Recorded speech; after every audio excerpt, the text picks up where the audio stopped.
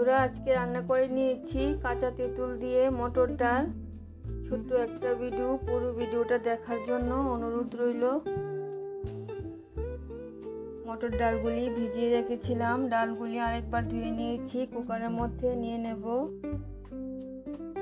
ডালের প্রয়োজন অনুযায়ী জলটা নিয়ে নিলাম আর ডালের মধ্যে অল্প পরিমাণে লবণটাও দিয়ে দিলাম। এখন ডালটা গ্যাসে বসিয়ে দিয়েছি। ডালের ফেনাগুলি কেটে দিয়ে ডালটা সিটি দিয়ে নেব।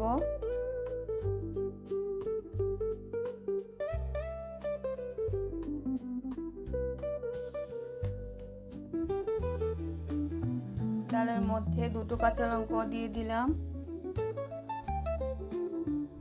নিয়ে নিলাম কাঁচা তেঁতুল, ফোড়ন দেওয়ার জন্য নিয়ে নিলাম তেজপাতা, শুকনো লঙ্কা, রাঁধুনি, কালো জিরে।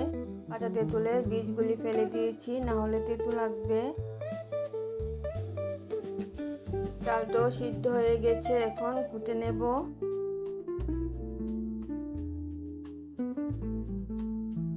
ডালটা ঘুটে নিয়েছি, কাঁচা তেঁতুলের টুকরোগুলি দিয়ে দিলাম আর হলুদও দিয়ে দিলাম।